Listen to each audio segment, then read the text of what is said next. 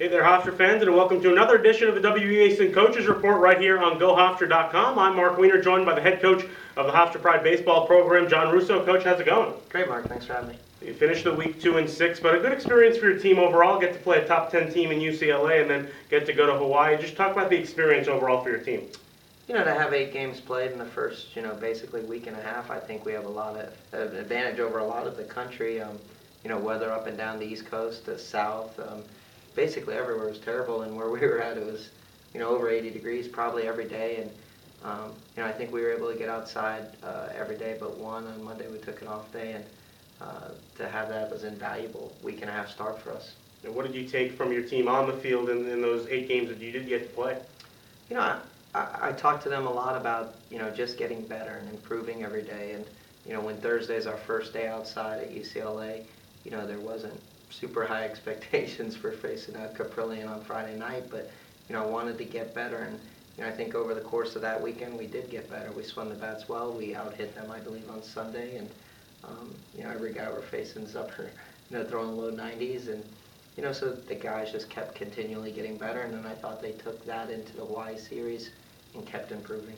Talking about your team at the plate, overall through 8 games, Stephen Foster's your leading hitter, the freshman. What did you see from his game? I thought what he did over the course of the 8 games was incredible. He tired there at the end.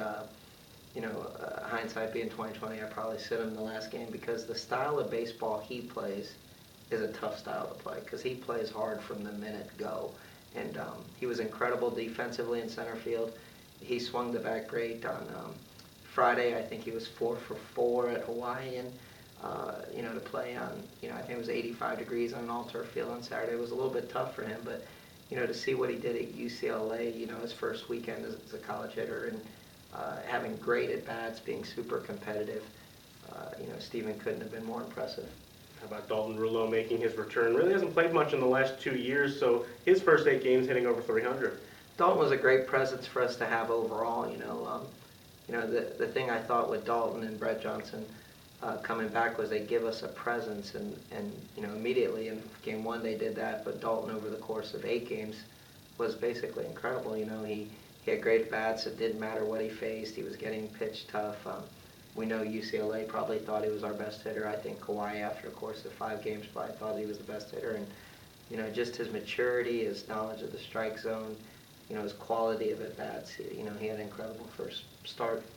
On the mound, you had a couple of good performances from some players. You had Chris Bonk, who had made 2 starts. He was pretty good. And Alec Eisenberg takes a no-hitter into the 5th inning against Hawaii. What did you see from those 2?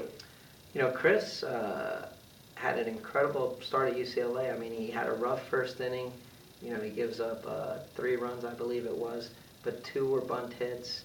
That during that inning, that just you have to give UCLA credit for. But then he holds them hitless for I think the next 4 innings, and what a great start right out of the chute against UCLA, and then to come back against Hawaii on a Friday night at their place with probably 1,500 fans there. He just basically shuts them down. 6 innings, 3 hits, and had great off-speed stuff, had great location on his fastball. More importantly, just had a great presence.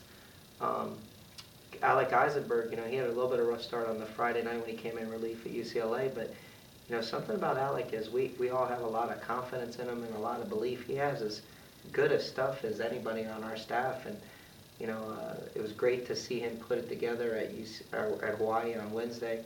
And like you said, he had a no-hitter there to the start of the game, and just was able to, basically put his fastball by him. I think he was 88, 92, and just had a lot of confidence out there, and, finally threw like what we thought he was going to be. Obviously, these games are a lot like spring training for you guys, kind of like exhibitions. So you got a lot of arms in there, nobody really going too long. Who else really stuck out to you? That's a great question. I like the freshman Adam Seibert. I thought he threw really well.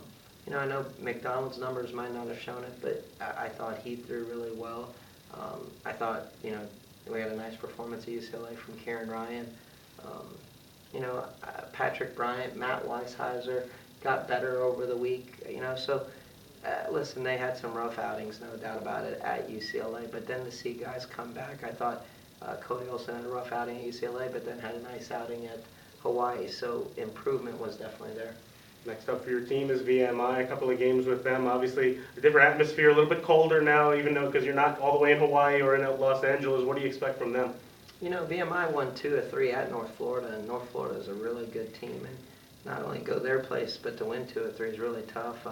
I know their top echelon pitching will be really good. They held North Florida 2 really low, 1-run and a 2-run game, and I know they're really anxious to play. Right now, the East Coast is still really cold. A matter of fact, I think our temperature here in Hempstead will be the same as what it'll be down in Lexington, Virginia this weekend. So, we're still working. We really want to play these games, continue what we started to build on, getting to play games in the first, 10 days. Finally, Coach, seeing your team through 8 games, what is the biggest thing you want to improve on in this next series? The one thing we've got to improve on, and I think will be a big focal point here in practice and from here on out, is we've just got to not allow the free bases. We gave up too many free bases by the pitching staff over the course of the 8 games. I think it was like 46 walks, another 15 hits batsmen, and to be honest, that's just too much. And we've got to improve on that. I think if we can just throw more strikes and get over the plate. We were really close to winning 3 or 4 games on this past trip, and I think if we did that at a better rate, we would have. And so that's the next improvement we got to make. The head coach of the Hofstra baseball program, John Russo, thanks so much for the time. Good luck this week. No problem. Thanks, Mark, for having me. This has been the WB Mason Coaches Report right here on GoHofstra.com.